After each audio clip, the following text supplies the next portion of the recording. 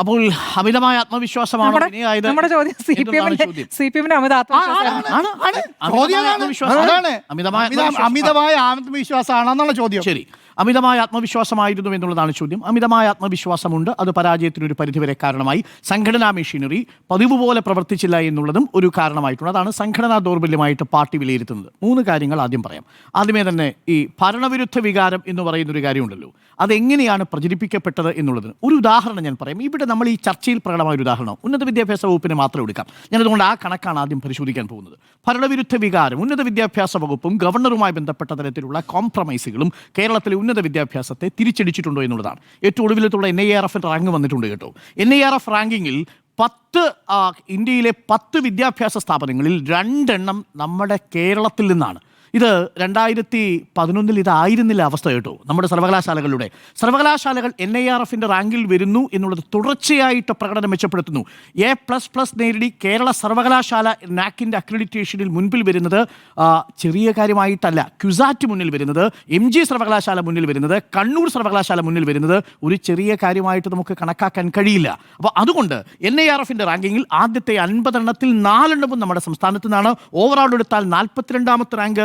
പ്രത്യേകിച്ച് പൊതു സർവകലാശാലകളുടെ കാര്യമെടുത്താൽ 5ാം സ്ഥാനത്ത് നിൽക്കുന്നത് നമ്മുടെ സർവകലാശാലയാണ്. ആദ്യത്തെ 100 വിദ്യാഭ്യാസ സ്ഥാപനങ്ങൾ എടുത്താൽ, കോളേജുകൾ എടുത്തു കഴിഞ്ഞാൽ അതിൽ 18 എണ്ണവും നമ്മുടെ കേരളത്തിൽ നിന്നുള്ളതാണ്. അതിൽ 4 എണ്ണം സർക്കാർ കോളേജുകളാണ്. അതിലേറ്റവും പ്രധാനപ്പെട്ടത് യൂണിവേഴ്സിറ്റി കോളേജാണ്. നോക്കൂ എങ്ങനെയാണ് സർക്കാർ കോളേജുകളടക്കം ആദ്യത്തെ 300-ൽ 74 വിദ്യാഭ്യാസ സ്ഥാപനങ്ങളും കേരളത്തിലേതായി മാറുന്നത്. ഈ ഉന്നത വിദ്യാഭ്യാസ മേഖലയാണോ ഏറ്റവും മോശം വിദ്യാഭ്യാസ മേഖല? ഉന്നത വിദ്യാഭ്യാസ രംഗത്തെ എങ്ങനെയാണ് മോശമാക്കാൻ ശ്രമിച്ചത്? ആരാണ് മോശമാക്കാൻ ശ്രമിച്ചത്? ഗവർണർ ആയിരുന്നില്ലേ യഥാർത്ഥത്തിൽ? ആരിഫ് മുഹമ്മദ് ഖാൻ എന്ന് പറയുന്നൊരു ഗവർണർ കേരളവുമായിട്ട് മൽപ്പിടുത്തം നടത്തിയത് എങ്ങനെയാണെന്ന് നമ്മൾ കണ്ടതല്ലേ? നമ്മളതെല്ലാം മറന്നു. ഒടുവിൽ ആ ഗവർണർ ബില്ല് ഒപ്പിടാതെ അങ്ങ് രാഷ്ട്രപതിയുടെ കയ്യിലേക്ക് അയച്ചു കൊടുത്തതും അവിടെ ഫ്രീസറിലിരുന്ന് തണുപ്പായതും നമ്മൾ മറന്നു. ഇപ്പോൾ എല്ലാ പഴിയും ആർക്കാണ്? ഉന്നത വിദ്യാഭ്യാസ വകുപ്പിനാണ്. എന്തുകൊണ്ടാണ് കൃത്യമായിട്ട് VC നിയമനം നടക്കാത്തത്? സർക്കാരാണോ VC നിയമനം നടത്തുന്നതിന് എതിരായിട്ട് നിന്നത്? നിങ്ങൾ ആരെങ്കിലും അംഗീകരിക്കുന്നുണ്ടോ? കേരളത്തിലെ സംഘപരിവാർ ബന്ധമുള്ള ഒരു ഗവർണറായ ചാൻസലർ നിയമിക്കുന്നയാൾ കേരളത്തിൻ്റെ സർവകലാശാലയുടെ വൈസ് ചാൻസലർ ആകണമെന്ന് ഈ പാനലിൽ ഇരിക്കുന്ന ആരെങ്കിലും ആഗ്രഹിക്കുന്നുണ്ടോ? ആ അവസ്ഥയിലേക്ക് കൊണ്ടെത്തിച്ചത് ഇവിടുത്തെ കേരള ഗവർണറല്ലേ, ചാൻസലറല്ലേ? ഒടുവിൽ ധൈര്യപൂർവ്വം ആ ചാൻസലർ പദവി എടുത്ത് കളയാനുള്ള തീരുമാനമല്ലേ കേരള സർക്കാർ എടുത്തത്, നിയമസഭ എടുത്തത്? ആ നിയമസഭാ തീരുമാനം ഇപ്പോഴും കിടക്കുന്നത് രാഷ്ട്രപതിയുടെ പരിഗണനയിലല്ലേ, സുപ്രീം കോടതിയുടെ പരിഗണനയിൽ കിടക്കുന്ന വിഷയമല്ലേ? അവിടെ ഉന്നത വിദ്യാഭ്യാസ രംഗത്തെ രക്ഷപ്പെടുത്താൻ വേണ്ടി നടത്തിയ പോരാട്ടങ്ങൾക്കൊടുവിലാണ് ഒടുവിൽ ഭാരതാംബ വിവാദമടക്കം നമ്മൾ കണ്ടില്ലേ. എന്തൊക്കെ ഉന്നത വിദ്യാഭ്യാസ മേഖലയിൽ നടത്താതിരിക്കാൻ പാടുണ്ടോ അതെല്ലാം ഗവർണറുടെ ഓഫീസ് ചാൻസലർ എന്ന നിലയിൽ നടത്തുമ്പോൾ ഒരു യോഗ്യതയുമില്ലാത്ത വിദ്യാർത്ഥികളെ കാലിക്കറ്റിലും കേരള സർവകലാശാലയിലും സെനറ്റിലേക്കും സിൻഡിക്കേറ്റിലേക്കും ഈ ഗവർണർ തിരുകുമ്പോൾ അതിന് ഏറാൻ മൂളിയായിട്ട് നിന്ന് കൊടുക്കേണ്ടിയിരുന്നോ സംസ്ഥാന സർക്കാർ? പാടില്ലായിരുന്നു എന്നുള്ളത് തന്നെയാണ്. അതാണ് സംസ്ഥാന സർക്കാർ കാണിച്ചത്.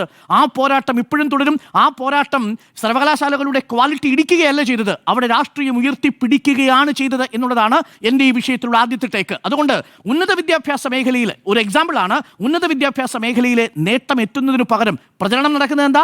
ഇതാ കോംപ്രമൈസ്. ആരുമായിട്ട് കോംപ്രമൈസ്? Governor ചാൻസലറുമായിട്ട് compromise. ഏതെങ്കിലും ഘട്ടത്തിൽ ആരിഫ് മുഹമ്മദ് ഖാനുമായിട്ട് കോംപ്രമൈസ് ചെയ്തിരുന്നോ? ഏതെങ്കിലും ഘട്ടത്തിൽ ഈ ബില്ലുകളുമായി ബന്ധപ്പെട്ട കാര്യത്തിൽ സർക്കാർ കോംപ്രമൈസ് ചെയ്തിരുന്നോ? സുപ്രീം കോടതിയിലേക്ക് പോവുകയല്ലേ ചെയ്തത്? അവിടെ ഇപ്പോഴും നമ്മൾ പോരാടുകയല്ലേ ചെയ്തത്? മദ്രാസിൻ്റെയും പഞ്ചാബിൻ്റെയും വിധിന്യായങ്ങൾ കേരളത്തിനു കൂടി ബാധകമാകുന്ന തരത്തിലേക്ക് നമ്മൾ എത്തിച്ചില്ലേ? ഒടുവിൽ അതൊരു കോൺസ്റ്റിറ്റ്യൂഷണൽ വിഷയമായി പോലും സുപ്രീം കോടതിയുടെ പരിഗണനയിലിരിക്കുന്ന വിഷയമായി മാറിയില്ലേ? That is point number 1. Point number 2, ഇനി ഭരണവിരുദ്ധ വികാരം പ്രകടമാകുന്ന മറ്റു പ്രധാനപ്പെട്ട കാര്യങ്ങൾ എന്താ? നോക്കൂ, സാധാരണക്കാരെ ശ്രദ്ധിച്ച ഒരു സർക്കാർ ആയിരുന്നില്ലേ യഥാർത്ഥത്തിൽ ഇത്? ഈ സർക്കാരിൻ്റെ ഏറ്റവും പ്രധാനപ്പെട്ട ഈ അതിദാരിദ്ര്യ മുക്തം എന്ന് പറയുന്ന ആശയത്തെ എങ്ങനെയാണ് പ്രതിപക്ഷം നേരിട്ടത്? പരിഹസിച്ചുകൊണ്ടായിരുന്നില്ലേ? 60,018 അതിദരിദ്രരായ മനുഷ്യരെ കണ്ടെത്താൻ വേണ്ടി കഴിഞ്ഞ 5 വർഷങ്ങളിൽ സർക്കാരിൻ്റെ വിവിധ തലങ്ങളിൽ നടത്തിയ ശ്രമം നോക്കൂ. സാധാരണക്കാരൻ്റെ വീട്ടിലേക്ക് സർക്കാർ സംവിധാനം എത്തി അവിടെ അവൻ്റെ രേഖകൾ ഒപ്പിച്ചു കൊടുത്ത് അവനെ ഗുണഭോക്താക്കി മാറ്റാനുള്ള ഒരു എംപവർമെൻ്റല്ലേ യഥാർത്ഥത്തിൽ അവിടെ നടന്നത്?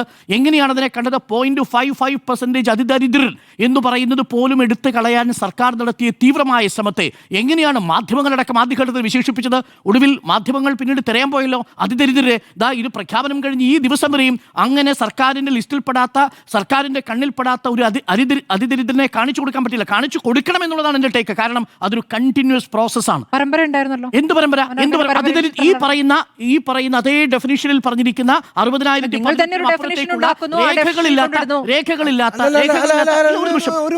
ഇതൊക്കെ ശേഷമാണ് തെരഞ്ഞെടുപ്പ് നടന്നു. നോക്കൂ, ഏത് അതിദരിദ്രനെയാണ് കണ്ടെത്തിയത്? അതല്ലേ ചോദിച്ചാൽ രേഖകളില്ലാത്ത ആളെന്നാണോ അതിദരിദ്രന്റെ? രേഖകളില്ലാത്ത, ഒരു രേഖയും ഇല്ലാതെ, സർക്കാരിന്റെ ഒരു ആനുകൂല്യവും പറ്റാതെ ഈ യലഹങ്കയിൽ കുടിയൊഴിപ്പിക്കപ്പെട്ട, കോൺഗ്രസ് സർക്കാരിനാൽ കുടിയൊഴിപ്പിക്കപ്പെട്ട മനുഷ്യരെ പോലെ ഒരു രേഖയും ഇല്ലാതെ നിൽക്കുന്ന മനുഷ്യർ, ഒരു നിസ്സഹായരായി നിൽക്കുന്ന മനുഷ്യർ, അങ്ങനെയുള്ള മനുഷ്യരെ കണ്ടെത്താൻ വേണ്ടി ഒരു സർക്കാർ ഒരു ശ്രമം നടത്തുമ്പോൾ അതിനെ പരിഹസിക്കാണോ വേണ്ടത്? പ്രശ്നമുള്ളത് രേഖയില്ലാത്ത ആളുകൾ അല്ല അതിദരിദ്രരുടെ ഡെഫിനിഷൻ. അല്ലല്ല, അത് പിന്നീട് മന്ത്രി പറഞ്ഞു. വായിക്കട്ടെ. ഒരു നിമിഷം ഞാൻ വരാം. ഈ അതിദരിദ്രരെ കുറിച്ച് എങ്ങനെയാണ് ആ ക്ലാസിഫിക്കേഷൻ നടത്തിയിരിക്കുന്നത്? ഏതൊക്കെ കാറ്റഗറിയിലാണ് അതിദരിദ്രരെ കണ്ടെത്തിയിരിക്കുന്നത്? എന്റെ കയ്യിലുണ്ട്, നമുക്കത് വായിക്കാം. രണ്ടാം ഘട്ടത്തിൽ വായിക്കാം. ബ്രേക്ക് കഴിഞ്ഞ് വരുമ്പോൾ വായിക്കും. ഇത് വായിച്ചു തീർത്ത് വരട്ടെ. എങ്ങനെയാണ് സർക്കാർ കണ്ടെത്തിയത്? ആ സർക്കാർ കണ്ടെത്തിയതിനെ എങ്ങനെയാണ് അല്ലല്ല, ഒരു രേഖയില്ലാത്തവർക്ക് രേഖകൾ പോലും കൊടുത്താണ് കൊണ്ടുപോയത്. നോക്കൂ, കേൾക്കൂ, ഞാൻ വരുന്നു ആ റൗണ്ടിലേക്ക് ഞാൻ വരാം. അപ്പോ ആ ഘട്ടത്തിൽ പോലും സർക്കാർ എടുക്കുന്ന ശ്രമങ്ങളെ എങ്ങനെയാണ് കണ്ടത്? തദ്ദേശ വകുപ്പിന്റെ കേസ് സ്മാർട്ട് അടക്കമുള്ള പദ്ധതികൾ, മാലിന്യ സംസ്കരണം. എറണാകുളത്ത് കോർപ്പറേഷൻ തോറ്റുപോയതിന്റെ കാര്യം എറണാകുളത്തെ കോർപ്പറേഷൻ മോശമായതുകൊണ്ടാണ്. ആർക്കാണ് അഭിപ്രായം? ലാലൂരിലെ മാലിന്യ കൂമ്പാരം അല്ലെങ്കിൽ ബ്രഹ്മപുരത്തെ മാലിന്യ കൂമ്പാരം ഇപ്പോഴും അതേ നിലയിൽ തന്നെയാണോ തുടരുന്നത്? നമ്മളുടെ മുന്നിൽ ഉള്ള കാര്യങ്ങളല്ലേ. എങ്ങനെയാണ് ഒരു വികസനം ജനജീവിതത്തെ തൊടുന്നത് എന്ന് ബോധ്യമായതല്ലേ. ഇനി റവന്യൂ വകുപ്പിന്റെ കാര്യത്തിലേക്ക് വരാം. പട്ടയഭൂമിയുടെ വിതരണത്തിൽ കഴിഞ്ഞ 9.5 വർഷം സർവകാല റെക്കോർഡല്ലേ ഇട്ടിരിക്കുന്നത്. ഈ സർക്കാരിന്റെ കാലത്ത് 4,10,958 പട്ടയം കൊടുത്തു. ഒരു ദിവസം 119 പട്ടയം. ഒരു മണിക്കൂറിൽ 5 പട്ടയങ്ങൾ എന്ന മട്ടിലാണ് പട്ടയങ്ങൾ ഇവിടെ തയ്യാറാക്കി പട്ടയമില്ലാത്ത മനുഷ്യർക്ക് കൊടുത്തിരുന്നത്. ചെറിയ കാര്യമാണോ? ഈ 4,10,988 പേർക്ക് ഭൂമിയുടെ അവകാശം കൊടുത്തിട്ടുണ്ട്. നോക്കൂ, മുത്തങ്ങ നമ്മുടെ മുന്നിലെ ഓർമ്മപ്പെടുത്തലാണ് കേട്ടോ. ഇനി വീട് കൊടുത്തതിന്റെ കണക്കുകൾ ഞാൻ പലതവണ പറഞ്ഞിട്ടുള്ളതാണ്. 4,71,442. ഒരു ദിവസം 182 എന്ന നിലയിൽ, ഒരു മണിക്കൂറിൽ 6 വീടുകൾ എന്ന നിലയിൽ, 10 മിനിറ്റിൽ ഒരു വീട് എന്ന നിലയിൽ ഇവിടെ വീടൊരുങ്ങി വരുന്നുണ്ട്. മറ്റൊരു വീടിന്റെ കാര്യമുണ്ട് കേട്ടോ. അത് വയനാട്ടിലാണ്. കോൺഗ്രസിന്റെ പാർട്ടി പ്രഖ്യാപിച്ചിരിക്കുന്ന വയനാട്ടിലെ വീട് ഇന്ന് 28 കഴിഞ്ഞ് 29 ദിവസമായി അല്ലേ. ഇന്നലെ 28-ാം തീയതി സ്ഥാപക ദിനത്തിൽ നിർമ്മാണ പ്രവർത്തനങ്ങൾ തുടങ്ങുമെന്നായിരുന്നു കോൺഗ്രസ് പാർട്ടി പറഞ്ഞിരുന്നത്. ഒരു വീട് പോലും അവിടെ നിർമ്മാണ പ്രവർത്തനം തുടങ്ങിയിട്ടില്ലെന്ന് മാത്രമല്ല, ഒരു സെന്റ് പോലും നമ്മൾ ഈ സംസാരിക്കുന്ന നിമിഷം രജിസ്റ്റർ ചെയ്തിട്ടില്ല. എവിടെ പോയി വാക്കുകൾ? ഒരു ഭാഗത്ത് അവിടെ സർക്കാരിൻ്റെ ഈ പുനരധിവാസത്തിൻ്റെ പദ്ധതിയുടെ ഭാഗമായിട്ടുള്ള വീടുകൾ ഉയരുകയാണ്. കോൺഗ്രസിന്റെ പ്രഖ്യാപിത വീട് എവിടെ പോയി? ഇവിടെയാണ് സംസ്ഥാന സർക്കാർ ഓരോ 10 മിനിറ്റിലും ഒരു വീടുകൾ എന്ന മട്ടിൽ ഈ ലൈഫ് മിഷന്റെ ഭാഗമായി വീടുകൾ നിർമ്മിച്ചത്. ആ വീടുകൾ നിർമ്മിച്ചത് തെറ്റായ കാര്യമാണോ? ഇനി എന്തുകൊണ്ടാണ് നമ്മൾ എല്ലാ കാലത്തും ചർച്ച ചെയ്യുന്നൊരു വലിയ വിഷയമുണ്ടല്ലോ, ചെറുപ്പക്കാരുടെ തൊഴിലില്ലായ്മ വിഷയം. എന്തുകൊണ്ടാണ് തൊഴിലില്ലായ്മ വിഷയം ഇത്തവണ തെരഞ്ഞെടുപ്പിലെ പ്രധാന വിഷയമാകാതെ പോയത്? കാരണം PSCയുടെ നിയമനം തന്നെ നോക്കൂ. സർവകാല റെക്കോർഡ് ഇട്ടില്ലേ PSCയുടെ കാര്യത്തിൽ? PSC മറ്റു സംസ്ഥാനങ്ങളിലെ PSC അപേക്ഷിച്ചും UPSC അപേക്ഷിച്ചുമുള്ള കണക്കുകൾ നമ്മുടെ മുന്നിലുണ്ടല്ലോ. PSCയുടെ കണക്കിൽ 9.5 വർഷം കൊണ്ട് 3,02,202 അപ്പോയിന്റ്മെന്റുകൾ നടത്തി. 3,02,202 അപ്പോയിന്റ്മെന്റ് 9.5 വർഷം കൊണ്ട്.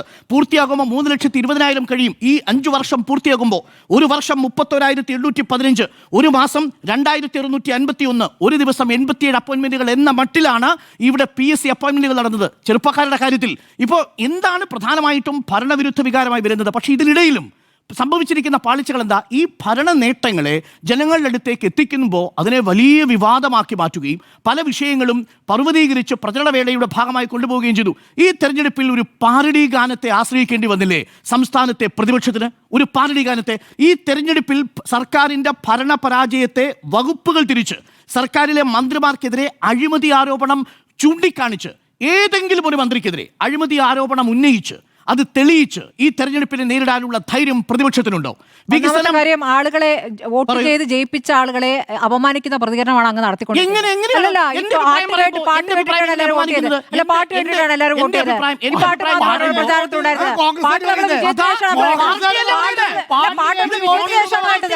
വിജയത്തിന് ശേഷമാണ് പാട്ട് പാടിയത്.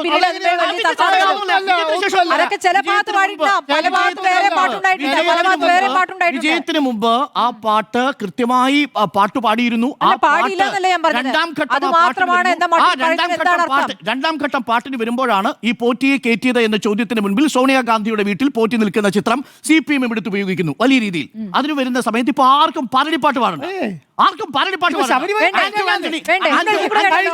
കഴിഞ്ഞ ഒരാഴ്ചയായിട്ട് ആന്റോ- ഇവിടെ കേട്ടല്ലോ, സുബ്രഹ്മണ്യനെ വിളിക്കാൻ പോയപ്പോ. എന്റെ ഒരേ ഒരു ചോദ്യത്തിന് സ്മൃതി ഉത്തരം പറയുമെങ്കിൽ പറയൂ. ഈ എന്നാണ് സോണിയാഗാന്ധി ഉണ്ണികൃഷ്ണൻ പോറ്റി കണ്ടത്? അങ്ങേക്കറിയോ?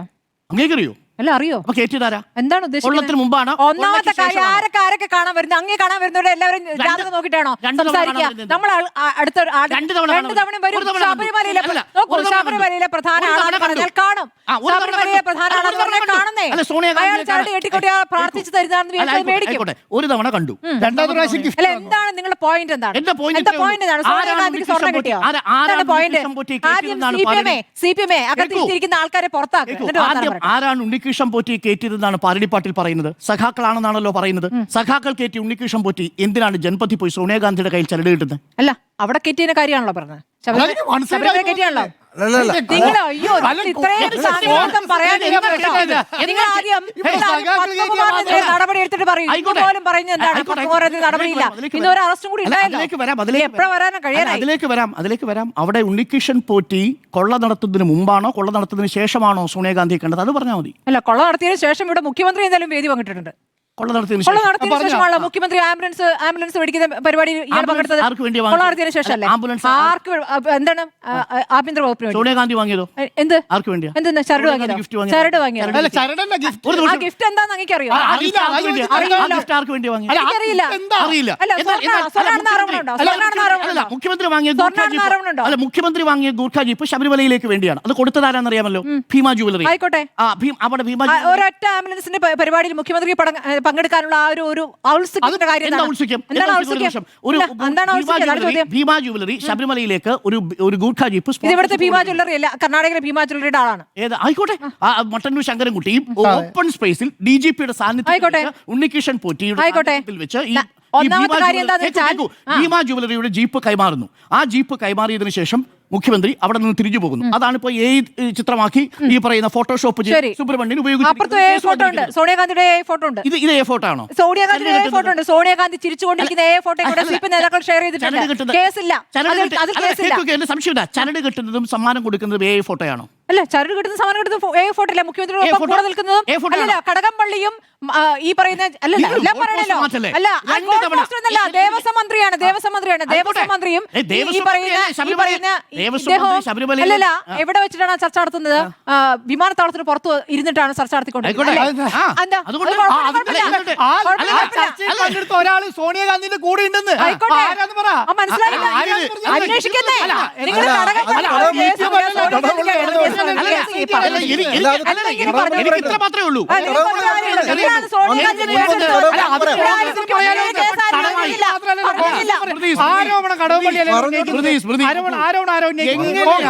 എങ്ങനെയാണ് ശബരിമലയിലെ സ്വർണ്ണക്കൊള്ള വിഷയം ഏകപക്ഷീയമായി അവതരിപ്പിച്ചത് എന്നത് മാത്രമേ എനിക്ക് വിഷയമുള്ളൂ.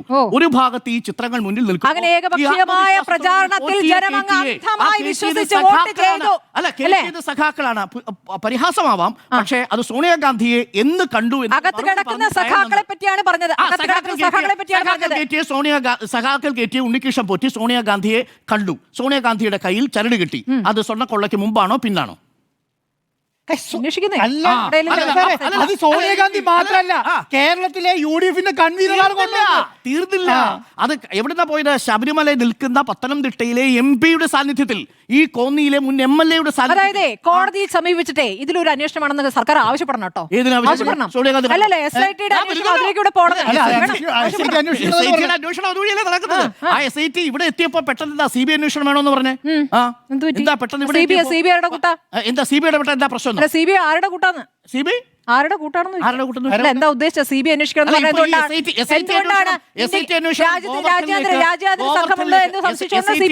ഗോവർദ്ധനിലേക്ക് എത്തിയപ്പോ SIT അന്വേഷണം ഉണ്ണികൃഷ്ണൻ പോറ്റിക്കും അപ്പുറത്തേക്കുള്ളവരിലേക്ക് എത്തിയപ്പോ എന്തുകൊണ്ടാണ് പെട്ടെന്നൊരു CBI അന്വേഷണം? അത് അംഗീകരിഞ്ഞൂടെ? അങ്ങേക്ക് അറിയാത്ത പോലെ പറഞ്ഞു. രമേശ് ചെന്നിത്തല മൊഴി കൊടുത്തതിനു ശേഷം അദ്ദേഹം പറഞ്ഞാണ് അദ്ദേഹത്തിന് കിട്ടിയ വിവരങ്ങൾ അനുസരിച്ച് പുറത്തേക്കുള്ള കണ്ണിയാണ് അത് നീക്കിയിരിക്കുന്നത്. അത് അന്വേഷിക്കണമെങ്കിൽ ഇവർക്ക് പരിമിതികളുണ്ട്. മുമ്പാണ് CBI അന്വേഷണം വേണമെന്ന് പറഞ്ഞത്.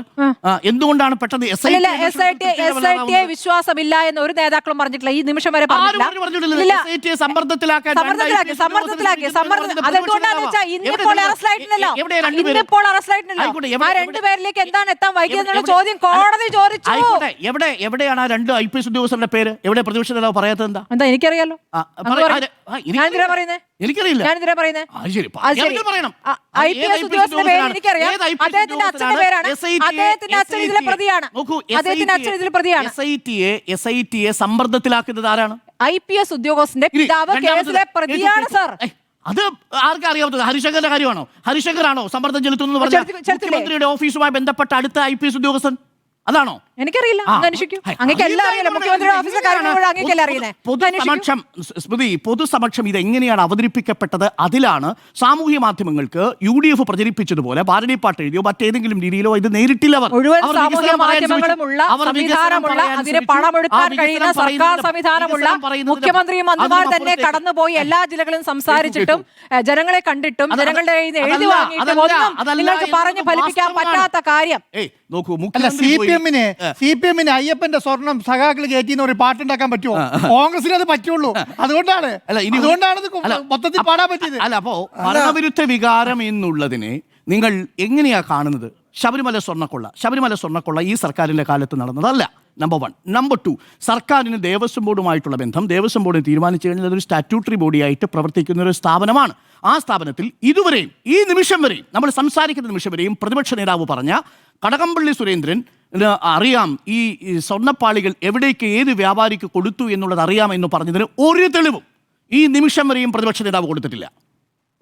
ഈ നിമിഷം വരെയും കൊടുത്തിട്ടില്ല. 8 തവണ ചോദിച്ചു, ഒരു തവണയും പ്രതിപക്ഷ നേതാവിന് മറുപടി. പ്രതിപക്ഷ നേതാവ് കോടതിയിൽ 9 തവണ മറുപടി നൽകി എന്നാണ് ഞാൻ കേട്ടത്. കോൺഗ്രസ് നേതാവ് എന്റെ ചർച്ചയിൽ പങ്കെടുത്ത കോൺഗ്രസ് നേതാവ് പറഞ്ഞാണ് ഒരു തവണ കടകംപള്ളിയുടെ അഭിഭാഷകൻ ഹാജരായില്ല.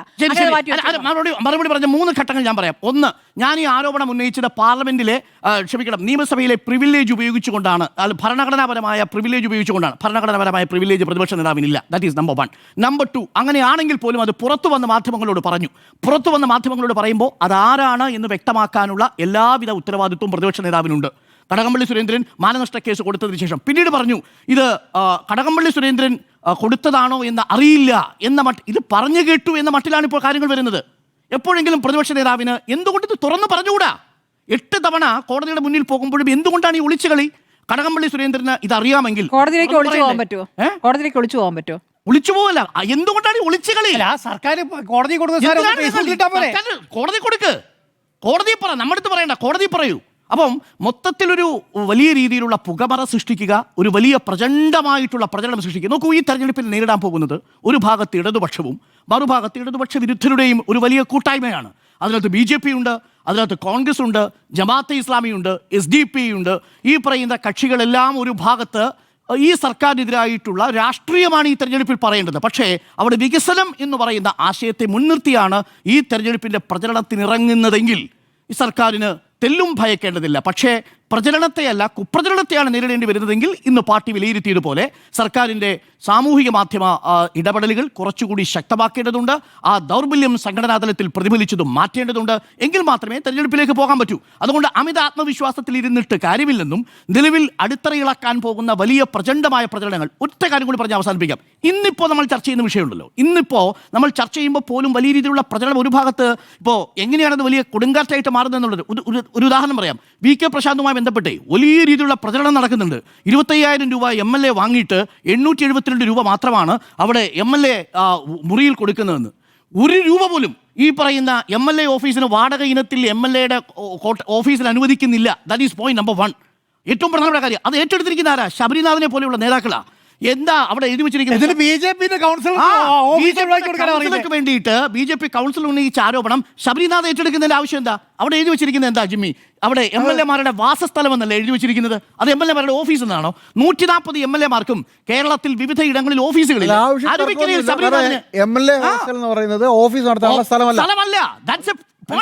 എങ്ങനെ പ്രചരിപ്പിക്കുന്നത് നോക്കൂ ജിമ്മി. ഈ പ്രചരിപ്പിക്കുന്നത് ആകെ കിട്ടുന്ന 70,000 രൂപയിൽ അവിടെയുള്ള മണ്ഡലത്തിലെ അലവൻസ്, മണ്ഡലത്തിലെ ബാക്കിയുള്ള കാര്യങ്ങൾ, യാത്രാ ബത്ത, ഒപ്പം തന്നെ ടെലിഫോൺ സൗകര്യങ്ങൾ, ഇതെല്ലാത്തിനും കൂടിയാണ് ഈ പൈസ കിട്ടുന്നത്. അതിനകത്ത് 25,000 രൂപ വാടക ഇനത്തിൽ കിട്ടുന്നു എന്ന് പച്ചക്കള്ളം പ്രചരിപ്പിച്ചില്ലേ? ഇതല്ലേ പ്രചരണത്തിന്റെ രീതി? അതിനെ എങ്ങനെയാ നേരിടുക? അതിനെ നേരിടാൻ ആവശ്യമായ സാമൂഹ്യ മാധ്യമങ്ങൾ വേണം. രണ്ടാമത്തത് ഫാക്ട് പറഞ്ഞ് കോൺഗ്രസിന്റെ മുൻ MLA ഇപ്പോഴത്തെ കൗൺസിലർ വന്നിട്ട് BJP-ന്റെ പിന്നെ കൗൺസിലർക്ക് ഓഫീസ് ഉണ്ടാക്കി കൊടുക്കാൻ. അപ്പൊ നമുക്ക് ഇടവേളയ്ക്ക് പോകുന്നതിന് മുമ്പ് അപ്പോൾ വലിയ രീതിയിൽ ഭരണവിരുദ്ധ വികാരമുണ്ട് എന്നത് ഫാക്ട് വെച്ചല്ല ഇവർ സ്ഥാപിക്കാൻ ശ്രമിക്കുന്നത്, കുപ്രചരണങ്ങളിലൂടെ സ്ഥാപിക്കാൻ സാമൂഹ്യ മാധ്യമങ്ങൾ വഴി വലിയ രീതിയിലുള്ള പ്രചരണം നടത്തുന്നു. ആ പ്രചരണത്തോട് അമിതമായ ആത്മവിശ്വാസത്തിലുള്ള ഒരു ലാഘവത്വം ഇടതുപക്ഷം കാണിക്കാൻ പാടില്ല. ഉണർന്നു പ്രവർത്തിക്കേണ്ട സമയമാണ്. വരാൻ പോകുന്ന തിരഞ്ഞെടുപ്പ് ഞാൻ വിശ്വസിക്കുന്നു ശക്തമായിട്ടുള്ള ഒരു ഇൻഫർമേഷൻ വാറാണ്. അതിനകത്ത് മിസ്ഇൻഫർമേഷനുകൾ ശക്തമായിട്ടുണ്ടാവും. ഇതേപോലെ സുബ്രഹ്മണ്യനെ പോലെയുള്ളവർ മുഖ്യമന്ത്രിയുടെ ഫോട്ടോ ഉത്തരവാദിത്തപ്പെട്ട നേതാവാണ്. ഉത്തരവാദിത്തപ്പെടുന്നത് ഇപ്പോഴും ആ നേതാവിന് അതിനകത്ത് നിന്ന് പിന്മാറിയിട്ടില്ല എന്നുള്ളതാണ്. ഈ നിമിഷം അയാൾ വിശ്വസിക്കുന്നത് അത് ശരിയായിരിക്കും എന്നുള്ളതാണ്. ഫുൾ ദൃശ്യങ്ങൾ പുറത്തു വന്നതിന് ശേഷവും അയാൾ വിശ്വസിക്കുന്നത് അങ്ങനെ സംഭവിച്ചിട്ടുണ്ട്. അത് മിണ്ടുന്നില്ല. 4 ഫോട്ടോ അപ്ലോഡ് ചെയ്തിട്ട് ഒരെണ്ണം ഇടയ്ക്ക് കൂടെ ഒരു കാര്യം പറഞ്ഞു, VPP മുസ്തഫയും ഇപ്പോഴും അതുപോലൊരു ചിത്രം സോണിയാഗാന്ധി ശരിയല്ല.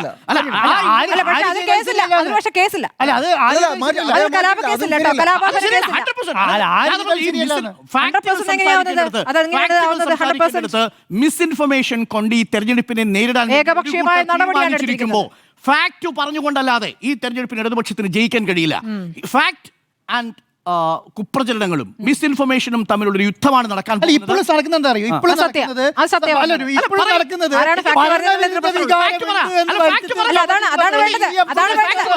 ഫാക്ടും മിസ്ഇൻഫർമേഷനും തമ്മിലുള്ള തർക്കം തന്നെയാണ് നടക്കേണ്ടത്.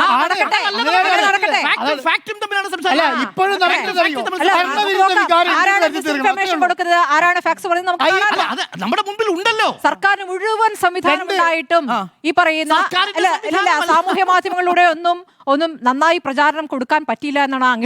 രണ്ട് കാര്യമാണ് ഇപ്പൊ നടക്കുന്നത്. രണ്ട് കാര്യം. ഒന്ന് അയ്യപ്പ കോപമാണ് LDF തോക്കാനുള്ള കാരണം. രണ്ട് എന്താണ് ഭരണവിരുദ്ധ വികാരമാണ് LDF. ഇത് രണ്ടും വിജയിച്ചാൽ ഇവര് വിജയിച്ചു. അയ്യോ ഞങ്ങൾ അയ്യപ്പനെ പ്രശ്നം ഇത്രയേ ഉള്ളൂ. ഭരണവിരുദ്ധ വികാരമാണ് എന്ന് കോൺഗ്രസ്സുകാർ പറയുമ്പോൾ തിരിച്ചു ചോദിക്കുന്നു, ശരി ഏതൊക്കെ തരത്തിലുള്ള ഭരണവിരുദ്ധ വികാരമാണ്, എണ്ണി ഒന്ന് പറയാമോ എന്ന് ചോദിച്ചാൽ തീരാവുന്ന പ്രചരണമേ അവിടെയുള്ളൂ. ശബരിമലയിലെ സ്വർണ്ണക്കൊള്ളയുടെ കാര്യത്തിൽ പാർട്ടിക്ക് സംഭവിച്ച പിശക് എന്ന് പറയുന്നത് അവിടെ നേരത്തെ തന്നെ മാധ്യമ വാർത്തയുടെ അടിസ്ഥാനത്തിലെങ്കിലും പത്മകുമാറിനെതിരെ തീരുമാനമെടുത്തിരുന്നെങ്കിൽ ഇന്നിപ്പോൾ പാർട്ടിക്ക് പിടിച്ചു നിൽക്കാമായിരുന്നു. പക്ഷേ പാർട്ടി ഇപ്പോഴും വിശ്വസിക്കുന്നു കുറ്റപത്രത്തിൽ വരുമ്പോൾ കൊള്ളയുടെ പങ്കൊന്നും ഇയാൾ കൈപ്പറ്റിയിട്ടുണ്ടാവില്ല എന്ന് തന്നെ ആയിരിക്കാം കുറ്റപത്രത്തിൽ ഉണ്ടാവുക. ഭരണപരമായ വീഴ്ച സംഭവിച്ചു, അതിന്റെ പേരിലാണ് ഈ ദേവസ്വം ബോർഡ് അംഗങ്ങളെ ജയിലിൽ കിടത്തിയിരിക്കുന്നത് എന്ന് പാർട്ടി കരുതുന്നു. അങ്ങനെ കരുതാനുള്ള അവകാശം പാർട്ടിക്കുണ്ട്. പക്ഷേ അത് പൊതുജനങ്ങൾ വിശ്വസിക്കണം എന്ന് പറയാനുള്ളത് പാർട്ടിക്ക് ഒരു കാര്യമുണ്ട്. പാർട്ടിയായി പ്രവർത്തിക്കുകയും സർക്കാരായി പ്രവർത്തിക്കുകയും ചെയ്ത പ്രശ്നം അവസാനിച്ചു. ഇതിപ്പോ എന്താ സംഭവിച്ചറിയോ? ഇപ്പൊ രാവിലെ പ്രതിപക്ഷ നേതാവ് VD സതീശന്റെ പത്രസമ്മേളനം, 5 മിനിറ്റ് കഴിയുമ്പോൾ രമേശ് ചെന്നിത്തലിന്റെ പത്രസമ്മേളനം, അത് കഴിഞ്ഞ് KC വേണുഗോപാലിന്റെ പത്രസമ്മേളനം, അത് കഴിഞ്ഞ് K സുധാകരന്റെ പത്രസമ്മേളനം, ഇങ്ങനെ പടപടാന്ന് പറയാം. ഒരു മിനിറ്റ് സാറേ, ആ സമയത്ത് ആരെങ്കിലും ഒരു മുഖ്യമന്ത്രിയുടെ പത്രസമ്മേളനം ഒരാഴ്ചത്തേക്ക് വേണ്ടി വെയിറ്റ് ചെയ്തുകൊണ്ടിരിക്കുകയാണ്. ഇടതുപക്ഷത്തിന്റെ നേതാക്കന്മാരൊക്കെ എവിടെ പോയതായിരുന്നു? ഇത് ന്യായീകരിക്കേണ്ടതല്ലായിരുന്നോ? അത് ന്യായീകരിക്കേണ്ടതാണ് തിരിച്ചടിയായെന്ന് പറയും. അതെന്താ ന്യായീകരിക്കാത്തൊരു കാരണം എന്തായിരുന്നു അറിയോ? ഒറ്റ കാര്യമുള്ളൂ, ഞങ്ങൾ ജയിക്കുമെന്നുള്ള ആത്മവിശ്വാസത്തോട് ഇരുന്നു. ആ കാര്യം മാത്രമാണ് പാർട്ടി കണ്ടെത്തിയത്.